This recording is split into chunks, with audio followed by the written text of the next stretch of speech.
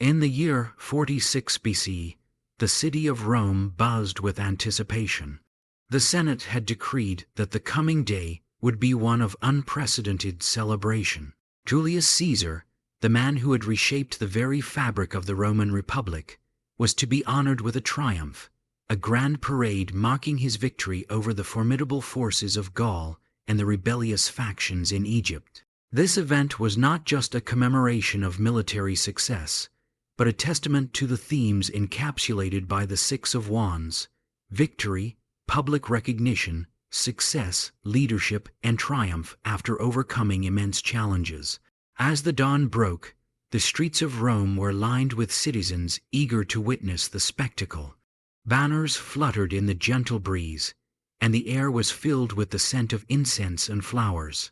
The populace, from the patricians in their fine togas to the plebeians in their simple tunics, gathered as one to celebrate the man who had led them to glory. The aura of victory permeated the atmosphere, a tangible force that spoke of battles won and challenges conquered.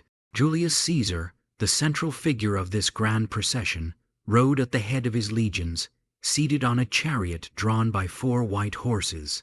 He was adorned in a purple toga, a symbol of his near-divine status, and wore a golden laurel crown upon his head.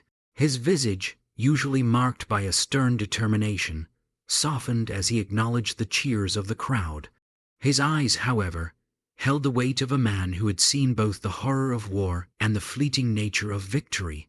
In this moment, Caesar embodied the very essence of the Six of Wands, an individual who, through sheer will and exceptional leadership, had navigated the treacherous path to success and now basked in the glow of public honor. The triumph began at the Field of Mars and moved slowly through the city towards the Temple of Jupiter on the Capitoline Hill.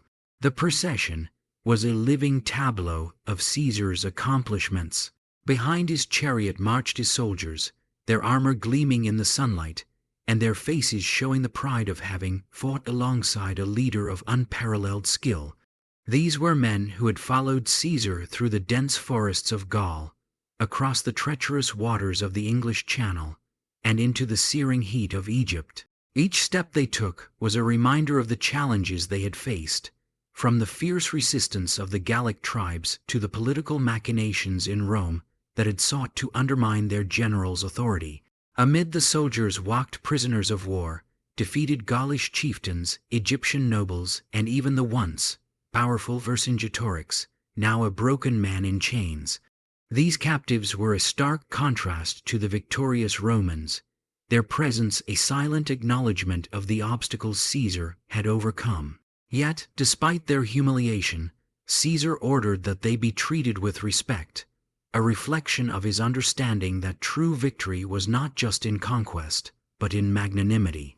Following the prisoners were the spoils of war, treasures from the far reaches of the empire, exotic animals, and elaborate sculptures that spoke of the cultures Caesar had brought under Rome's control.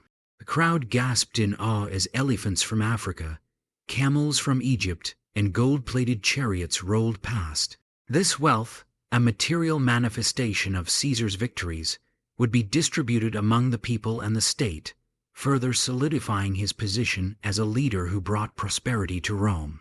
As the procession neared the Capitoline Hill, Caesar's thoughts drifted to the immense challenges he had faced. The invasion of Gaul had been no easy feat. The terrain was unforgiving, the tribes fierce, and the politics in Rome even fiercer. There had been moments when the odds seemed insurmountable, when his forces were outnumbered, and when his decisions were questioned by those in power. Yet, it was in these moments of adversity that Caesar's resolve had hardened, his strategic mind had sharpened, and his leadership had flourished. Each victory had been hard-earned, a testament to his ability to inspire loyalty in his men and to outmaneuver his enemies. The climax of the triumph came when Caesar ascended the steps of the Temple of Jupiter. Here, before the gathered senators, magistrates, and citizens of Rome, he made his offering to the gods, acknowledging their role in his successes.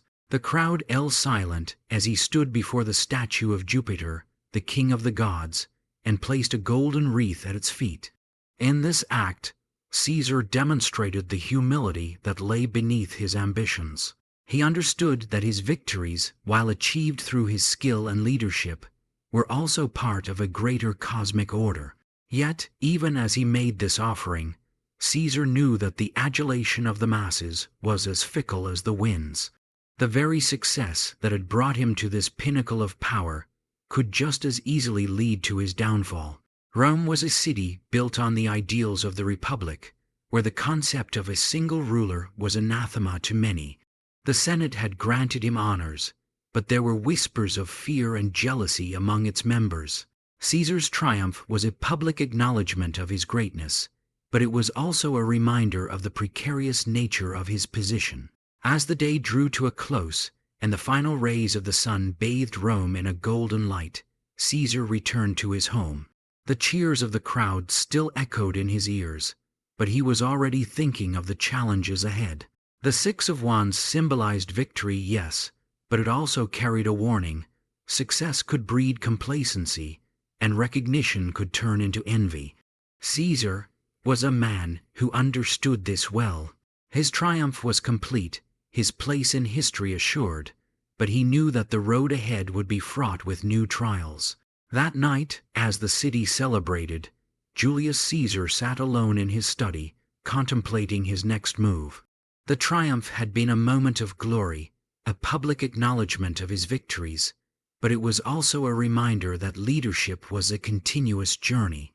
In his hands he held the laurel wreath, the symbol of his success, and he understood that it was both a crown and a burden. For Caesar, the true test of leadership lay not in the victories of the past, but in the challenges of the future. He had achieved much, but he knew that the pursuit of greatness was a never-ending quest. In this moment, Julius Caesar embodied the Six of Wands, victorious yet vigilant, honored yet humble, successful yet ever aware of the challenges that lay ahead.